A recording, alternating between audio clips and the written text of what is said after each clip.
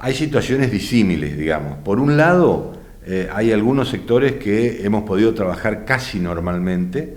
Ninguno ha trabajado normalmente, ni siquiera el rubro agropecuario, digamos, que es el que nunca paró, o los esenciales, digo casi normalmente porque a todos nos trajo complicaciones.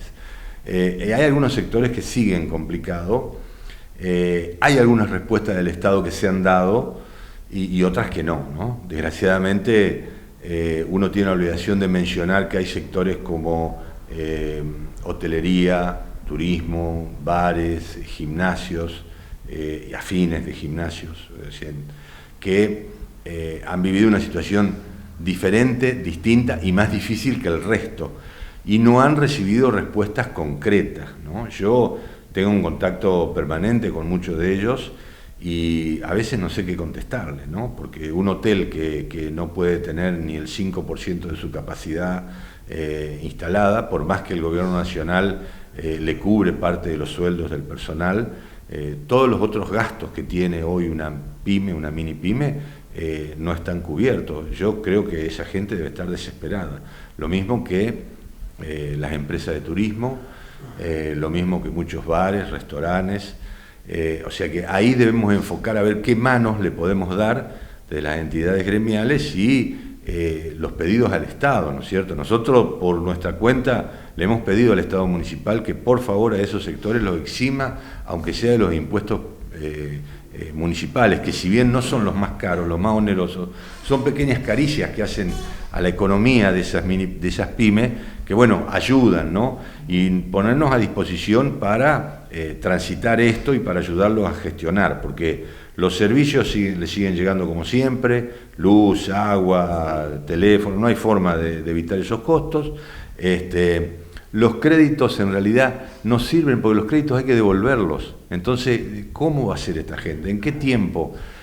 Si no pago la luz, bueno, pero un día la tiene que pagar y los planes de pagos tienen actualización e intereses. Entonces, realmente hace muy difícil la situación de estos sectores. Eso es el sector más complicado.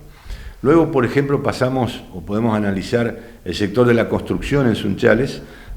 Se sigue moviendo a un ritmo medio, podemos decir un ritmo medio bueno, pero con la dificultad de la poca reposición de mercadería que pueden tener, por lo tanto, trabajan a media máquina, digamos, ¿no? Porque si una persona quiere hacer un emprendimiento mediano o grande, ese corralón no tiene el stock necesario y hay una gran demora en la reposición de la mercadería porque las empresas madres, las industrias que fabrican, no pueden estar trabajando al 100%, primero porque estuvieron cerradas, después porque les falta personal, el industrial, el comerciante, pase lo que pase, es diferente, y lo digo con todo respeto, al empleado que entiendo que a veces no le alcanza, pero acá hay un problema de las pymes, mini pymes y de los autónomos individuales, ese que tiene que conseguir su dinero todos los meses para poder subsistir, que se tiene que pagar su obra social, que tiene que pagar sus impuestos.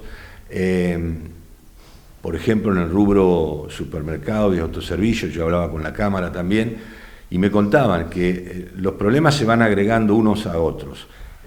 Por ejemplo, de entrada hubo un aumento del consumo porque la gente como que se asustó, compró porque quería guardar, compró porque era una buena inversión comprar alimentos no perecederos y guardarlos porque no sabía lo que se venía, pero ahora la gente se está quedando sin dinero, hay aumentos de precios significativos semanalmente, ¿no es cierto? Bueno, ustedes lo saben, el ama de casa lo sabe, va al supermercado y cada vez gastamos más y llenamos menos el carrito. Acá hay una situación muy disímil entre el comerciante que tiene que abrir su comercio, que tiene que pagar el costo que es abrir un comercio. La gente tiene que entender que tener un comercio abierto implica una gran parte del margen que uno le pone a la mercadería. Cada vez que le sacamos la llave a la puerta principal del negocio, tenemos X dinero que ya lo gastamos, ¿no es cierto?